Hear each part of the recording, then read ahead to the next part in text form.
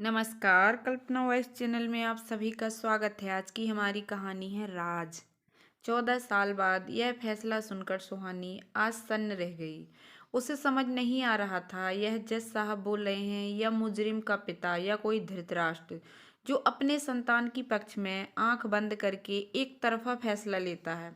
सुहानी कुछ भी नहीं समझ पा रही थी, पर वह करे क्या, उसकी समझ से बाहर था। दिल यही कह रहा था कि वह चीख चीख कर कह दे कि जज साहब आप बिक चुके हैं। तभी जिस मुजरिम को सजा होनी चाहिए उसे आप सम्मान दे रहे हैं। यह गलत फैसला जज साहब को सवालों के घेरे में रखता है। सुहानी ने मन में सोचा, कहीं यह बिकाऊ जज कहीं घूस देकर तो जज नहीं बना, वरना वह मेहनत क्या होती है और दर्द क्या होता है उसकी कीमत समझता। खैर जो भी हो, अभी तो मेरी जुबान अदालत के सम्मान में बंद ही रहेगी। मैंने अगर एक भी शब्द बोला तो ना जाने कितने तीखे तीर मेरे लिए छोड़े जाएंगे, और उससे भी अधिक जज साहब अपने कानून का इस्तेमाल करके जेल में भी डाल सकते हैं और मेरे पति को दूनी खुशी प्रदान कर सकते हैं। और हो सकता हो शायद मुझे उत्तेजित करने के लिए यह हथकंडा अपनाया गया हो। सुहानी ने बड़े धीरज के समय का सामना किया और आंखों आंसू की अविरलता लिए वहां से चल दी। जैसे जैसे वह बेजान कदमों को लेकर वह बाहर निकल रही थी, उससे अधिक आंसू उसे भिगो रहे थे। जैसे जैसे वह सड़क तक आई और एक रिक्शे का हुड पकड़कर खड़ी हो गई। बहन जी, कहीं चलना है क्या? रिक्शे वाले ने पीछे से आवाज दी। सुहानी ने अपनी भावनाओं पर बड़ी मुश्किल से नियंत्रण करके कहा, हाँ, कहाँ चलना है? सुहानी ने दबी जुबान में उत्तर दिया, कहा जाता है कि इस संसार में कुछ भी नहीं छुपता, चाहे लाख कोशिश कर ले। रिक्शा वाला यह तो समझ चुका था कि यह बहन जी बहुत दुखी हैं, पर क्यों है यह पता नहीं है। उसके मन में कोई तरह के प्रश्न चल रहे थे कि पूछूं कि नहीं, कहीं बुरा ना मान जाए। बहुत हिम्मत करके आखिर पूछ ही लिया कि बहन जी आप क्यों रो रही हैं, क्या बात है? सुहानी ने कहा, कुछ नहीं, मेरे पिताजी की तबीयत ठीक नहीं है इसलिए दुखी हूँ। सुहानी को बचपन से ही सिखाया गया था कि अपना दुख किसी से नहीं कहते, क्योंकि सुनने वाला पता नहीं किस तरह से सोचे और क्या करे। मन के घाव को मन में पालती सहती वह रिक्शे पर बैठ अपनी घर की तरफ चली जा रही थी। उसे समझ नहीं आ रहा था कि वह अपने निसहाय पिता को क्या जवाब देगी, जो बरसों से मेरे लिए सुखद स्वप्न देख रहे हैं। अगर वह सच बोलेगी तो पिता यह आघात सह नहीं पाएंगे और भाभीियों की आंखें खुशी से झूम उठेंगी कि अब घर की परमानेंट नौकरानी कहीं नहीं जाने वाली। यह सोच रही थी कि रिक्शा वाला बोला, बहन जी विकास नगर आ गया, उतरिए। सुहानी की तंद्रा भंग हुई और उसने अपने घर की दहलीज पर रखे ही थे कि पिता बोल उठे, बेटी क्या हुआ? सुहानी ने सोचा, अगर मैं सही बात कह देती हूँ तो मेरी भाभी को बहुत ही खुशी होगी और पापा पापा तो अत्यधिक दुखी हो सकते हैं, वह सदमे के शिकार हो जाएंगे। अगर मेरे एक झूठ के कारण मेरे पिता को थोड़ी खुशी मिल जाती तो यह कतई पाप नहीं होगा। बेटा कहाँ खोई हो, कुछ बोलती नहीं हो? यह बात जब सुहानी के कानों में टकराई, वह हड़बड़ाते हुए संभली और बोली, क्या पापा? राजेश सुहानी के पिता। बेटा मैं कब से पूछ रहा हूँ कि तुम्हारे केस का क्या हुआ? सुहानी, पापा मेरे केस में मेरी डिग्री हुई है। यह सुन राजेश बहुत ही खुश हुए, बोले, बेटी मुझे इसी दिन का बरसों से इंतजार था। कहते हैं ना कि भगवान के घर में देर हो सकती है, अंधेर नहीं। सुहानी ने मन ही मन सोचा कि अगर एक झूठ मेरे पापा को इतना खुश कर सकता है तो मैं पापा के लिए जब जब जरूरत होगी झूठ बोल सकती हूँ। राजेश बेटा, क्या जमाई जी तूने अपने पास रखने को तैयार हो गए? हाँ पापा, क्यों नहीं होंगे? कहते हुए सुहानी दिल की बात करूंगी, शायद वह मेरी कुछ मदद कर सके। अभी यही क्रम उनके मन में चल रहा था। बेटा बेटा कहते राजेश सुहानी के कमरे की तरफ चल पड़े। खटखट की आवाज सुन सुहानी ने अपने को संभाला और दरवाजा खोला। राजेश बेटा, तुम्हारा चेहरा सूजा हुआ है, क्या बात है? तुम्हें तो खुश होना चाहिए कि तुम्हारा घर बसने वाला है, और तुम हो कि? सुहानी ने कहा, पापा आपको छोड़कर जाना मेरे लिए खुशी की बात कैसे हो सकती है, इसलिए पापा मैं उदास हूँ। राजेश बेटा, तू अभी बहुत नादान है, तू नहीं जानती मेरी पहली और अंतिम इच्छा तेरा घर बसते हुए देखना है। अच्छा बेटा, दामाद जी तुझे लेने कब आ रहे हैं? सुहानी, पापा वह नहीं आएंगे, मैं खुद ही चली जाऊंगी। अच्छा अच्छा बेटा, मैं सब समझ गया, ठीक है तुम खुद चली जाना। राजेश ने राहत की गहरी सांस लेते हुए कहा, हे भगवान आपका बहुत बहुत धन्यवाद, अब मैं चैन की सांस लेकर इस दुनिया को विदा कह सकता हूँ। सुहानी मन ही मन सोचने लगी कि कभी कभी झूठ भी 100 सच से ऊपर हो जाता है। सुहानी ने अपनी दोस्त प्रिया को फोन लगाया और कहा, प्रिया मैं तुझसे मिलना चाहती हूँ। इस समय कहाँ है? प्रिया बोली, सुहानी मेरी भाभी हॉस्पिटल में है, मैं उनके बच्चे की देखभाल के लिए आई हूँ और अभी कुछ दिन तक यहीं रहने वाली हूँ। तेरा जब भी मन करे आकर मिल सकती है। प्रिया की बात सुनकर सुहानी को कुछ तसल्ली मिली। सोचा चलो कोई तो है जो मेरी बात को सुनने को तैयार हुआ। सुबह के समय सुहानी पूरी तरह से सज धज के तैयार हो अपने स्कूल जाने लगी। उसके पिता उसके इस तरह देखकर बहुत खुश हुए। जब सुहानी जाने लगी तो उन्होंने उसे टोकना उचित नहीं समझा। वह यह समझ रहे थे कि शायद सुहानी इस तरह सज धज कर जमाई बाबू से मिलने जा रही है। वह अंदर ही अंदर बहुत खुश थे। जब वह अपने स्कूल पहुंची तो उसे देख सारे स्टाफ के लोग भी आश्चर्य से देख रहे थे। सुहानी ने आधे समय तक अपनी ड्यूटी की और आधे समय की छुट्टी ले ली और प्रिया से मिलने जा पहुंची। प्रिया ने जब सुहानी को देखा तो देखकर दंग रह गई। प्रिया बोली, सुहानी आज तो तू बड़ी सुंदर लग रही है। सुहानी को अपनी प्रशंसा अच्छी लगी और मन ही मन थोड़ा खुश हो गई और मन में यह निश्चय किया कि मन अब चाहे कितना भी दुख होगा वह अपने को सुसज्जित ही करेगी। ओए हेलो माय स्वीट हार्ट, किधर दिमाग गया है? मैं कब से बोले जा रही हूँ और महारानी है कि सुनती ही नहीं। सुहानी अपने को हड़बड़ाते हुए संयत करती है। सुहानी कुछ नहीं यार, बस यूं ही। फिर सुहानी की आंखों से गंगा यमुना बहने लगी। उसने अपने दिल का हाल सुनाना शुरू किया। अब प्रिया पूरी बात ही समझ चुकी थी। प्रिया को भी सुहानी की बहुत जरूरत थी क्योंकि वह जल्दी ही अपने परिवार के पास जाना चाहती थी, पर निर्णय खुद लेने से बच रही थी। प्रिया बोली, सुहानी तू अपना सामान पैक करके यही मेरे पास आ जा और 1-2 दिन में कोई ना कोई हल निकाल ही लेंगे। सुहानी को प्रिया की बात अच्छी लगी और वह दूसरे ही दिन अपना घर छोड़ प्रिया के पास रहने लगी। प्रिया ने कहा, सुहानी मैं अपने बच्चे और पति को छोड़कर कुछ दिन के लिए आई थी, पर यह पता नहीं था कि भाभी की बीमारी की वजह से मुझे इतने दिन रुकना पड़ेगा। अब मैं अपनी जिम्मेदारी तुझे सौंप आराम से अपने पति और बच्चे के पास रह सकूंगी। सुहानी ने कहा, प्रिया यह तो बता कि आगे मैं क्या करूं? प्रिया ने सुहानी, अभी भैया आने वाले हैं, हम सब मिलकर आगे बात करेंगे। शाम को जब सुहानी, प्रिया का भाई राहुल और प्रिया तीनों बैठकर खाना खा रहे थे, प्रिया, भैया क्या आप मेरी दोस्त सुहानी की हेल्प कर सकते हैं? राहुल, हाँ हाँ क्यों नहीं, क्या बात है? सुहानी, अपनी समस्या तो बताओ। सुहानी ने कहा, भैया आप तो जानते हैं ना मेरी शादी के विषय में। हाँ हाँ मैं जानता हूँ, क्यों नहीं, क्या बात? तुम्हारा केस अभी चल रहा है ना? सुहानी, नहीं भैया वह अब खत्म हो चुका है। राहुल, तो क्या हुआ? सुहानी ने अपनी आंखें नम करते हुए सारी बात कह दी। राहुल, सुहानी किसी भी कष्ट में हमें नहीं घबराना चाहिए। देखो भगवान श्री राम अगर जंगल जाने से घबरा जाते तो आज विश्व के लिए मर्यादा पुरुषोत्तम का उदाहरण नहीं बन पाते। हमें ईश्वर खुद देकर ही हमारे उज्जवल भविष्य की नींव रखते हैं। बस तुम अपने को हर पल चुनौती को मात देने के लिए तैयार रखो। उसके बाद मैं हूं ना तुम्हारे साथ। अभी कुछ दिनों में शांति भी घर आ जाएगी, वह भी तुम्हारे साथ हरदम खड़ी ही मिलेगी। मैं ऐसी ही आशा करता हूँ। तुम कुछ दिन बाद शांति की तबीयत में सुधार होने लगा, पर शांति को एक ही बात की चिंता थी कि प्रिया अपने घर चली जाएगी तो मुन्ने की और मेरी देखभाल कौन करेगा। शांति इसी चिंता में थी कि राहुल घर से टिफिन लेकर आता है और शांति अपनी व्यथा अपने पति के सामने व्यक्त करती है। राहुल ने प्यार से अपनी पत्नी शांति का हाथ पकड़ा और कहा, अब तुम्हें इस बात की चिंता करने की जरूरत नहीं है। शांति, तुम प्रिया की दोस्त सुहानी को तो जानती हो? शांति, हाँ हाँ मैं तो जानती हूँ और बहुत ही अच्छी तरह से।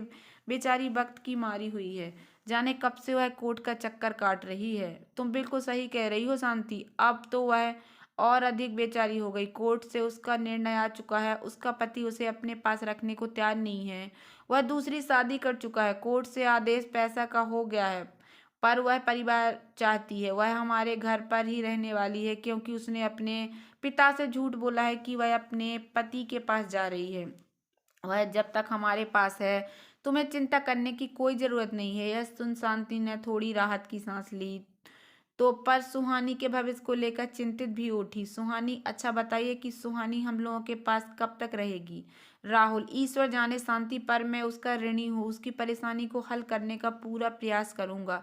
शांति, कौन सा ऋण? मैं कुछ समझी नहीं। राहुल ने कहा, पहले तुम ठीक हो जाओ, फिर शांति से बैठकर तुम्हें मैं सारी बात बताऊंगा। शांति का मन वह बात सुनने को आतुर हो रहा था कि क्या बात है जो राहुल मुझसे छुपा रहे हैं। वह फिर बोली, अच्छा यह बताइए, क्या यह बात सुहानी और प्रिया जानती हैं? राहुल ने कहा, सुहानी तो नहीं जानती पर प्रिया जरूर जानती है।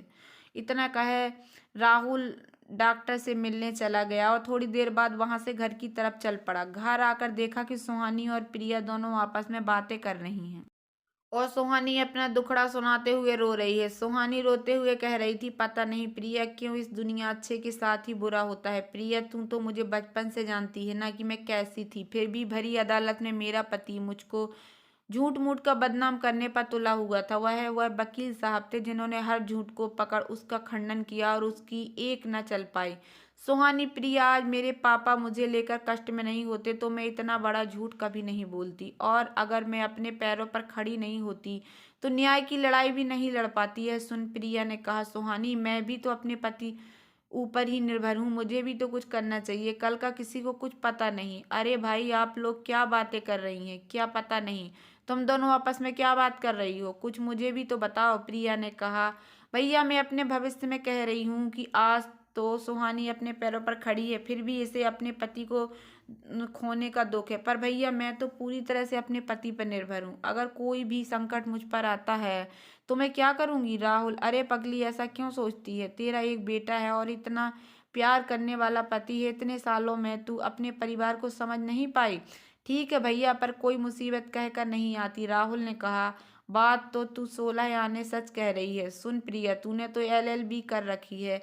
एक बार अपने पति मानस से पूछ, अपनी प्रैक्टिस शुरू कर सकती है। क्या ग्रेट सजेशन दिया आपने भैया, मैं ऐसा ही करूंगी। इसके दूसरे दिन ही प्रिया अपने पति के साथ अपने घर चली गई। प्रिया के जाने के बाद सुहानी बहुत उदास रहने लगी। एक दिन उदास बैठी सुहानी अपने पिता के विषय में सोच रही थी कि अब पता नहीं पापा की देखभाल ठीक हो रही है कि नहीं। यह सोच वह मन ही मन पापा से मिलने की योजना बना रही थी और मन ही मन कुछ बुदबुदा रही थी। उसने राहुल से कहा, भैया, मुझे अपने पापा से मिलने की बहुत ही इच्छा हो रही है और उनका फोन भी नहीं लग रहा है। राहुल ने कहा, ठीक है, पर सुहानी, तुम वहां अकेली नहीं जाओगी, मैं तुम्हारे साथ चलूंगा ताकि तुम्हारे घर वाले तुमको अकेला ना समझे। इतना कह राहुल और सुहानी चले जाते हैं। जब वह अपनी कॉलोनी में प्रवेश करती है तो लोग अजीब अजीब बातें कर रहे थे जो सुहानी को बिल्कुल नहीं भा रही थी, पर पिता से मिलने की लालसा उनमें जोश भर रही थी और वह राहुल के साथ आगे बढ़ रही थी। उसी समय सुहानी के मन में विचार आया कि कहीं राहुल भैया के साथ मुझे देख कहीं मेरे पापा को कोई संदेह ना हो। यह सोच सुहानी ने राहुल से कहा, आप थोड़ा धीरे चलिए, मैं पहले और आप कुछ देर बाद आइए, नहीं तो शायद पापा को कोई शक हो जाए, वह भी फिर से दुखी हो जाए। राहुल सुहानी की तकलीफ समझ सक कहे अनुसार ही चलने लगा। सुहानी राहुल से 2 मिनट पहले ही पहुंची। वहां पर जो देखा उससे उसकी छाती दुख के मारे फट गई। वह दहाड़ मार मार कर रोने लगी। वह क्या सोच रही थी और क्या हो गया? उसके पापा राजेश उसे छोड़कर दुनिया से अलविदा कह चुके थे। उसके बाद राहुल भी वहां जाता है और उस दृश्य को देखकर आंखें नम कर देता है। यह सब देखकर राहुल ने कहा, चलो सुहानी, अब तुम्हारा यहाँ कुछ नहीं बचा, और वह सुहानी को लेकर घर आना चाहता है। इतनी दुख की घड़ी में भी उसकी भाभी ताने मारने से बाज नहीं आती और तरह तरह के इल्जाम सुहानी पर लगाती है। सुहानी परिस्थिति को देखकर सब सहन कर जाती है। उसी समय एक चिर परिचित आवाज आती है। यह आवाज जानी पहचानी आवाज सुनकर सुहानी चौकन्नी होकर इधर उधर देखने लगी और उसकी नजर एक शख्स के ऊपर ठहर गई। ओह, तो आप यहाँ, और आप किस लिए मुझे पुकार रहे हैं? कुछ नहीं, कुछ अटकते हुए वह शख्स बोला, वो मेरा बेटा कहाँ है? कौन सा बेटा? मेरे पास आपका बेटा? आज तक तो आपने ऐसा कोई प्रश्न नहीं किया और ना ही कभी नाम लिया। आज आपको अपने बेटे की याद आ रही है? झूठ मत बोलो सुहानी, राहुल चीखते हुए बोला। सुहानी ने कहा, शायद आप कुछ भूल रहे हैं मेरे पूर्व पति देव, या आपने अदालत का फैसला ध्यान से नहीं सुना। राहुल क्रोध के मारे कांप रहा था क्योंकि आज तक उसने सुहानी का यह रूप नहीं देखा था। सुहानी राहुल से कहती जा रही थी और राहुल आंखें फाड़ सुहानी को देख रहा था। अरे भाई, कम से कम इस गमहीन माहौल को तो समझो, फिर कभी आकर अपना फैसला कर लेना।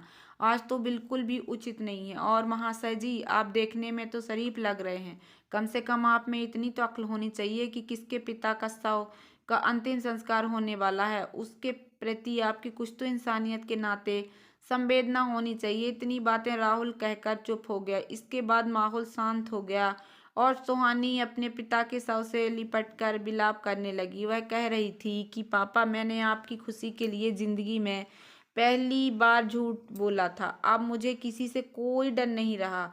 वहीं खड़ा मोहित हतप्रभ था, सोच रहा था कि आखिर सुहानी ने पिता से क्या झूठ बोला। उसने सुहानी के चेहरे को बरसों बाद देखा। वह पहले से ज्यादा सुंदर दिखाई दे रही थी। वहां उपस्थित लोग उसके पिता को शमशान ले जाने लगे और जब वह चले गए तो राहुल सुहानी को लेकर अपने घर जाने लगा। फिर मोहित ने धमकाते हुए कहा, मेरी बात याद रखना, मुझे मेरा बेटा चाहिए। सुहानी ने मोहित की बातों का जवाब देना उचित नहीं समझा और वह राहुल के साथ उसके घर आ गई। सुहानी मन में विचार कर रही थी कि मैं तो अब अपने बेटे को दिन रात देख रही हूँ, पर मोहित को यह बात कैसे पता चली कि मुझे बेटा हुआ था। इसको तो कुछ भी खबर नहीं थी कि मैं माँ बनने वाली हूँ। इसकी आंखों पर क्रोध और अहंकार की पट्टी चढ़ी हुई थी और मुझे कष्ट देने का नशा चढ़ा हुआ था। अब मुझे समझ आ रहा है कि यह दूसरी लड़की के चक्कर में पहले से ही पड़ा हुआ था, इसलिए यह मेरे से दुर्व्यवहार कर रहा था, मेरा जीना हराम कर दिया था। जो भी, मुझे इससे क्या मतलब। मैंने भी कसम खा ली है, मैं अब अपने को कभी कष्ट नहीं दूंगी और मेहनत के बल पर आगे बढ़ने का प्रयास करती रहूंगी। सुहानी, दरवाजा बंद कर लो, मैं तुम्हारी भाभी के पास जा रहा हूँ। मुन्ने का ध्यान रखना। यह बात जब सुहानी के कानों में पहुंची तो सुहानी सजग हुई। सुहानी ने कहा, जी भैया, मैंने सब बातें ध्यान से सुन ली हैं, आप जाइए। राहुल के जाने के बाद सुहानी ने पहले अपने आप को संयत किया और फिर मुन्ने के कमरे में गई तो गहरी नींद में भी बड़ी खूबसूरती से मुस्कुरा रहा था। वह मुन्ने को लगातार निहार रही थी। मुन्ना बिल्कुल मुझ पर गया है, कोई भी आराम से कह सकता है कि यह मेरा ही बेटा है। फिर सुहानी ने कहा, नहीं नहीं, मैं अपने बच्चे को नजर नहीं लगा सकती। कहते हैं कि बच्चे को उसकी माँ की नज़र बहुत तेज लगती है। यह सोचते हुए सुहानी वहां से चली गई।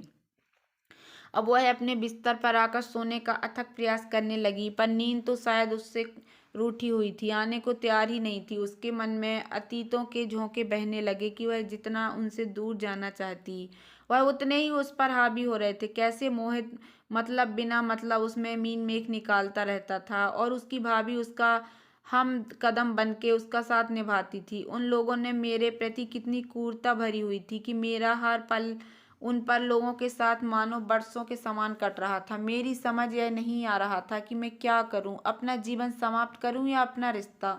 आखिरकार मैंने सारे सामाजिक बंधनों को तोड़ मोहित का घर छोड़ ही दिया। अगर हमारे जीवन में कड़वाहट नहीं होती तो हमारा परिवार भी एक सफल और हंसता खेलता परिवार होता। मुझे अपने मुन्ने को इस तरह चोरी से राहुल भैया के पास छोड़ना नहीं पड़ता।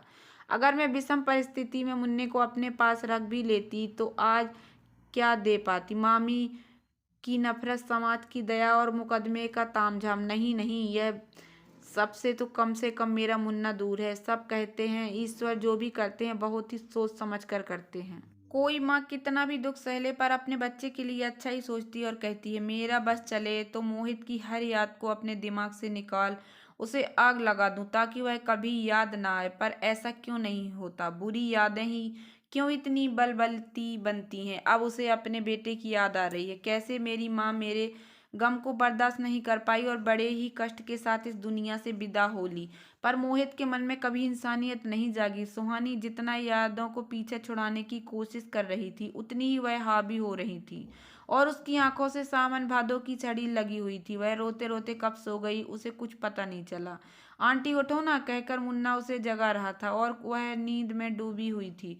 बहुत देर बाद उसकी नींद खुली, देखा कि मुन्ना उसके पास बैठा उसे जगा रहा है। सुहानी, बेटा तुम यहाँ, आंटी मुझे स्कूल जाना है, मेरा नाश्ता बनाइए ना। सुहानी ने पहले उसको प्यार से गले लगाया और कहा, बेटा आज आप स्कूल नहीं जाने वाले क्योंकि आज संडे है। अरे तो आज कल भुलक्कड़ हो गया हूँ। पता है आंटी, जब से मम्मी की तबीयत खराब है ना मुझे कुछ भी ठीक नहीं लगता। मुन्ने को अपनी गोदी में बिठा उसे प्यार किया और कहा, बेटा आपकी मम्मी ठीक हो जाएंगी, चिंता नहीं करते। ठीक है, मुन्ने ने स्वीकृति पूर्वक सिर हिलाया और नहाने के लिए चला गया। राहुल की चिंता अब और बढ़ने लगी। वह सोचने लगा कि लग रहा है कि सुहानी ने जो राज छुपा के रखे थे उसे किसी ने खोल दिए हैं। कहीं राहुल सुहानी को खोजते हुए मेरे घर न आ जाए, मुझे कुछ करना होगा। अगर वह सुहानी के पास आया और मुन्ने पर नजर गई तो वह किसी भी हद तक जा सकता है। यह विचार कर कहर कर चिंता मारे वह पसीने से तरबतर हो रहा था। अरे आप इतना परेशान क्यों हैं, क्या हो गया आपको। शांति ने टोकते हुए राहुल की तंद्रा भंग की। कुछ नहीं शांति, मैं तुझसे आज एक बात कहना चाहता हूँ, बहुत ही धैर्य के साथ सुनना। शांति बोली, कहिए ना, मैं सुनने को तैयार हूँ। शांति, जब तुम बच्चे को जन्म देने हॉस्पिटल में आई थी तो उस समय सुहानी भी एडमिट थी। वह अपने रिश्ते के कारण बहुत तनाव से गुजर रही थी। उसने बच्चे को जन्म तो दिया पर उसके परवरिश को लेकर चिंतित थी और मैं उस पर लगातार ध्यान लगाए हुए था। और तुम ऑपरेशन थिएटर में थी और उसी समय डॉक्टर ने कहा कि आपकी पत्नी के पेट में बच्चा नहीं, ट्यूमर है। पर तुमको यह बात बताता मैंने उचित नहीं समझा। ऑपरेशन के बाद जब तुम मुन्ना मुन्ना बोल रही थी तो सुहानी तुम्हारे पास अपना बच्चा छोड़कर चली गई, पर उसे तुम्हारा परिचय मालूम नहीं था। पर यह सब में तुम चुपके से देख रहा था। यह बात मैंने प्रिया को बताई, तुम समझ रही हो ना? शांति ने कहा, तो अपना मुन्ना मेरा नहीं, सुहानी का बेटा है। हाँ शांति, हाँ, यही राज जो मैंने तुमसे छुपा के रखा आज उजागर करने का समय आ गया है, क्योंकि मुन्ने का चेहरा सुहानी के जैसा है। अगर उसका पति कभी हमारे घर आ गया तो मुश्किल हो जाएगी। मैं सोच रहा हूँ क्यों ना मुन्ने का किसी अच्छे बोर्डिंग स्कूल में एडमिशन करा दूँ, जैसा आप ठीक समझें। आप भी मुझे कितना प्यार करते हैं, यह बात मुझे आज मालूम हुई। सुहानी वह पारिवारिक क्या जिसमें प्यार की खुशबू ना हो और एक दूसरे की फिक्र ना हो। जिस परिवार में प्यार और विश्वास की खुशबू नहीं रहती है वह मुरझाकर टूटकर बिखर जाता है और वह मात्र नरक का अड्डा भर रह जाता है। शांति ने कहा, मुन्ना के जाने के बाद तो मैं खुद भी नहीं संभल पाऊंगी, पर कुछ पाने के लिए कुछ खोना पड़ता है। शांति को अपनी बात सुना राहुल आजाद महसूस कर रहा था और अपने घर आ गया। कुछ देर रहने के बाद वहां मोहित का आगमन होता है। सुहानी ने जब मोहित को देखा तो, बेटा तुम अभी अपने दोस्त के घर चले जाओ और मैं जब फोन करूंगी तो तुम आना, क्योंकि यह आदमी बहुत ही बुरा है, इसकी तरफ देखना मत। मुन्ना ने सुहानी की बात मानी और वहां से चला गया। मोहित ने अपने अनाप शनाप बकना शुरू किया। उसके बाद बोला, मुझे मेरा बेटा चाहिए किसी भी हालत में। यह सुन राहुल की क्रोध में आ गया और बोला, आप महाशय देखने में शरीफ लगते हैं, आपको नहीं मालूम कि इस तरह अशांति फैलाने के जुर्म में आप जेल भी जा सकते हैं? क्या आपने कभी अदालत में इस तरह का कोई जिक्र किया है? अगर नहीं किया तो क्यों नहीं किया? और आप शोर शराबा मचाने का क्या मतलब? यह सुन मोहित अत्यधिक क्रोध में आ गया और बोला, आप बीच में बोलने वाले कौन होते हैं और यहाँ पर क्यों रहती है? इसे तो अपने घर में रहना चाहिए। सुहानी ने कहा, यह सब पूछने का अधिकार आप खो चुके हैं और आपके किसी भी प्रश्न का उत्तर मेरे पास नहीं है। आपको याद होना चाहिए कि जज साहब ने उस दिन क्या कहा था कि आप दोनों लोगों को एक दूसरे से मतलब नहीं होना चाहिए, कोई बहाना नहीं चलेगा। क्या मैंने कभी यह प्रश्न उठाया है? क्योंकि मैं आपके जैसी नहीं हूँ। आपको मेरे तक पहुँचने के लिए कई जन्म लेने पड़ेंगे। सुहानी क्रोध के मारे कांप रही थी और आंखों से आंसू भी बह रहे थे। उसने फिर कहा, अगर आपको किसी भी प्रश्न का उत्तर चाहिए तो उसके लिए अदालत है, यहाँ आने की जरूरत नहीं है। नहीं तो आगे मैं क्या करूँगी आप जाने। यहाँ से जल्दी दफा हो जाइए। मोहित अपना अपमान बर्दाश्त नहीं कर पाया और धमकाते हुए उल्टे पैर वहां से चलता गया। यहाँ मोहित की दूसरी पत्नी मोहित के व्यवहार से परेशान थी। वह नहीं चाहती थी कि मोहित कभी सुहानी का नाम ले और बच्चे का तो कभी नहीं। अब तो दोनों में अक्सर झगड़ा होने लगा, जिसे लेकर मोहित तनाव में रहने लगा। और एक दिन ऐसा भी आता है कि उसकी पत्नी उसे छोड़कर चली जाती है। शांति की ठीक होकर अपने घर आ जाती है। शांति और राहुल नहीं चाहते थे कि किसी भी कीमत पर मुन्ना मोहित के सामने आए। सुहानी भी यही चाहती थी, पर कुछ भी कहने से बचती थी। एक दिन सभी लोग बैठकर योजना बनाते हैं, उसमें मुन्ना भी शामिल होता है। मुन्ना को समझाया जाता है, अब तुम्हें ज़्यादा पढ़ाई की ज़रूरत है और अच्छे माहौल की भी, इसलिए हम सब चाहते हैं कि तुम अब किसी अच्छे बोर्डिंग में रहकर अपनी पढ़ाई करो। यह सुन मुन्ना खुश हो गया और खुशी खुशी जाने के लिए तैयार हो गया। जब मुन्ना पढ़ाई करने गया तो सभी ने राहत की लंबी सांस ली। अब शांति भी यही चाहती थी कि सुहानी का भी हम लोगों से दूर कहीं उचित प्रबंध कर दिया जाए, क्योंकि मुन्ना सुहानी जैसा ही दिखता है। कल कहीं सुहानी की ममता हिलोरे लेने लगी तो सुहानी के नाम से एक कागज कोर्ट से आता है, पर सुहानी उसे लेने से मना कर देती है। वह अब और अधिक अदालत का चक्कर नहीं काटना चाहती थी। उसी समय शांति के पास फोन आता है कि तुम्हारी बहन मालती का देहांत हो गया। शांति अब क्या करे, वह तो जाने लायक भी नहीं थी। वह तो ईश्वर ने उसे सुहानी के रूप में सहयोग भेजा है, जो उसके लिए सहारा बनी हुई है, नहीं तो जाने क्या होता। सुहानी को आज अपने सास ससुर की याद आ रही थी, कैसे जब मोहित उसे मुझे परेशान करता था तो दोनों लोग मेरी ढाल बनकर खड़े हो जाते थे और छुप छुप कर प्यार लुटाते थे। पर मैं भी जिंदगी की उलझन में ऐसी उलझी कि उनका प्यार लौटाना ही भूल गई। यह विचार करके सुहानी ने अपने ससुराल जाने का निश्चय किया और हिम्मत करके एक दिन मिलने चल देती है। वहां पहुंचकर देखा तो पूरा घर कबाड़ बना हुआ है। ससुर जी जैसे एक नौकर के भरोसे अपनी जिंदगी काट रहे हैं। सुहानी को जब देखा तो वह कुछ देर घूरते रहे, फिर बोले, यहाँ कैसे? पहले सुहानी ने उनके पैर छू के आशीर्वाद लिया। उन्होंने इशारे से बैठने को कहा, फिर कहा वहां कुछ खोजने लगे। सुहानी ने इशारे से कहा, आप क्या ढूंढ रहे हैं? उन्होंने कान की तरफ इशारा करके बताया। सुहानी समझ चुकी थी कि पापा जी को कान की मशीन चाहिए। उसने ढूंढ कर लगा दी। अब उन्होंने पूछा, बेटा कैसी हो? अगर हमसे कोई भूल हुई हो तो माफ कर देना। सुहानी की आंखों से अश्रुधारा बह चली और साथ साथ ससुर जी की पलकें भी भीग रही थी। ससुर जी बोले, बेटा तुम्हारे जाने के बाद तो इस घर की खुशियों ने अपना रास्ता ही बदल लिया। पूरा परिवार छिन्न भिन्न हो गया। सुहानी ने कहा, पापा जी मोहित ने अभी मेरा पीछा नहीं छोड़ा, मैं क्या करूं? अब वह कह रहा है कि मुझे मेरा बच्चा लौटा दो। मैं कहाँ से लौटाऊं? ससुर जी, बेटा मैं क्या कहूँ, मैं तो खुद ही बहुत परेशान हूँ, पर तुमसे मिलकर बहुत ही अच्छा लग रहा है।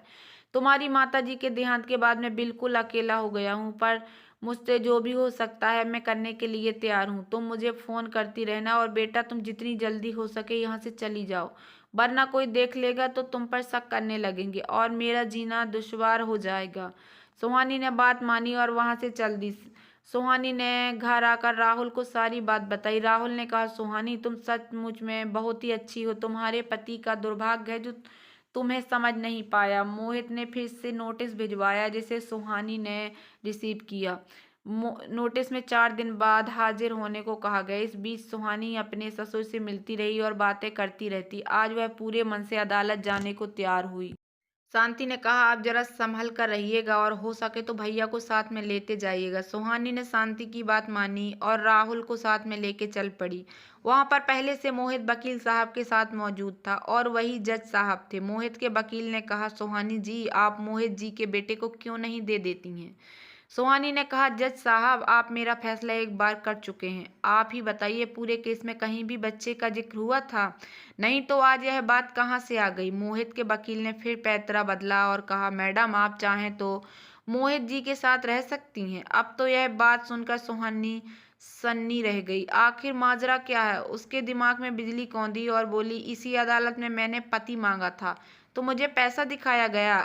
जज साहब अब मैं अपनी जिंदगी में आगे बढ़ चुकी हूँ, मैं अब शादी करने वाली हूँ। मोहित के वकील ने कहा, मैडम आप किससे शादी कर रही हैं? सुहानी ने कहा, मोहित के पिता से, क्योंकि उनकी पत्नी मर चुकी हैं। उन्हें मेरी जरूरत है। यह सुन मोहित आपा खो बैठा और भरी अदालत में अपने पिता को चांटा मार देता है। उसी अदालत में सुहानी के ससुर अपनी सारी वसीयत सुहानी के नाम कर अपनी पुत्री के रूप में गोद ले लेते हैं और राहुल की मृत्यु के पश्चात मुन्ना, शांति और सुहानी एक साथ सुहानी के ससुर के पास रहते हैं। तो दोस्तों कैसी लगी आप लोगों को मेरी ये कहानी? अगर कहानी थोड़ी सी भी पसंद आई हो तो प्लीज़ मेरे वीडियो को लाइक कर देना। चैनल पर नए आए हो तो प्लीज़ सब्सक्राइब कर लेना और ज़्यादा से ज़्यादा शेयर करना। धन्यवाद दोस्तों।